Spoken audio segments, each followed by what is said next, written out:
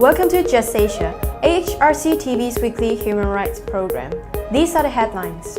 Death toll rises to 147 in Pakistan's third most deadly attack. Police in Manipur injured student protesters. 15 persons publicly caned in Aceh, Indonesia. India's Supreme Court makes positive comments regarding decriminalizing homosexuality. 10th anniversary of East Timor report. Urgent appeal from Indonesia.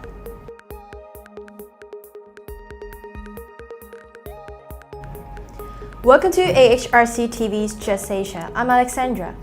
This week, Just Asia begins with Pakistan, where 149 people have died in a suicide bomb attack in Balochistan's Mastung district. This was the third incident of election-related violence seen last week, as Pakistan prepares for general elections later this month. A suicide bomber detonated his explosives at an election rally of the Balochistan Awami Party in the southwestern town of Driga on Friday afternoon. The death toll continues to rise, with more than 100 others injured. Several of the wounded are still receiving medical treatment. This was the third deadliest attack in Pakistan's history after the Karsaz bombing in 2008 and an attack on a school in Peshawar in 2014. Earlier last week, prominent politician Harun Bilal was killed along with 19 others in a suicide attack at a Peshawar rally on Tuesday, while 69 others were wounded.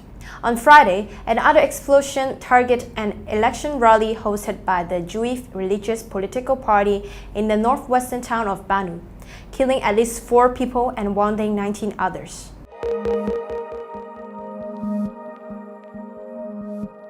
Next, police in Manipur, India, pushed a protester in front of a moving truck Monday, causing severe injuries. Students were protesting for the removal of Manipur University's Vice-Chancellor on July 16th at the governor's house. The protesters, mostly female students, were stopped by male police officers who began pushing them and pulling their fanak, the traditional bottom wear of Manipuri women. The protesters were chased away to the BJP headquarters, where they were stopped by the Manipur police commandos. There, the police started a baton charge. Mr. Sital Oinam, the General Secretary of DESAM, was coached and pushed by a sub-inspector in front of a running truck. He is now undergoing medical treatment together with other injured protesters.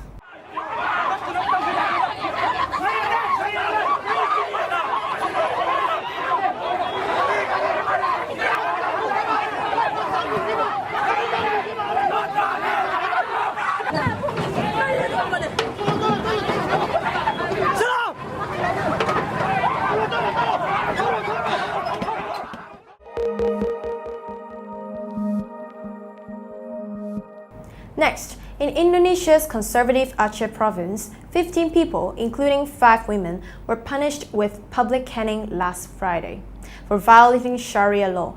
2 men accused of being gay received 87 lashes each for gay sex, while 9 others were sentenced up to 26 lashes for adultery.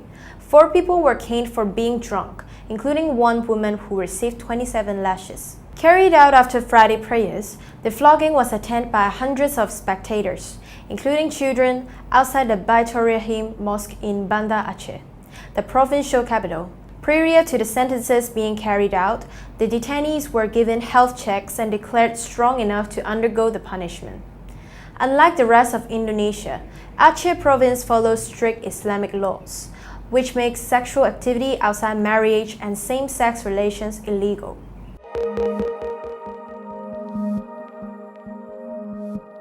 India's Supreme Court has concluded hearing the petition challenging S.377 of the Indian Penal Code, which effectively criminalized homosexuality.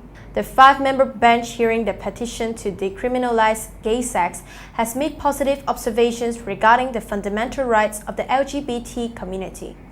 The bench also noted the power of the Supreme Court to strike down laws that violate fundamental rights, while the judgment has been reserved. It is expected that the court will strike down Section 377. Next, in Indonesia, Sunday, 15 July 2018, marked the 10th anniversary of the final report of the Commission of Truth and Friendship of Indonesia and East Timor. The report made 5 important recommendations. 1. Accountability and institution reform. 2. Joint border and security policy. 3. Documentation and conflict resolution center. 4. Economic and asset issues. And 5. A commission on disappeared persons. While these recommendations are discussed annually by the delegation of the 2 countries, there has been no significant progress to address the gross human rights violation that occurred in East Timor during the 1999 referendum. In particular, there were mass enforced disappearances in East Timor under Indonesian rule. Under its recommendation regarding a commission for disappeared persons, the report recommended that both countries take action to identify the whereabouts of children separated from their families. The governments of Indonesia and East Timor have a responsibility to the stolen generation and should prioritize the identification of these individuals and their families of origin, ensure access to citizenship procedures, and provide recovery for those suffering from trauma.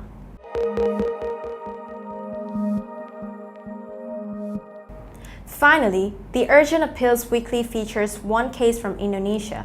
On 25 June 2018, Mr. Teo Hezegem, a senior and credible human rights defender from Papua, was threatened with death by the campaign team of the region of Yahukimo. According to Mr. Teo, this is related to his advocacy for 199 village heads who had been dismissed by the region on 26 April 2018. While this has been communicated to the authorities, nothing is being done.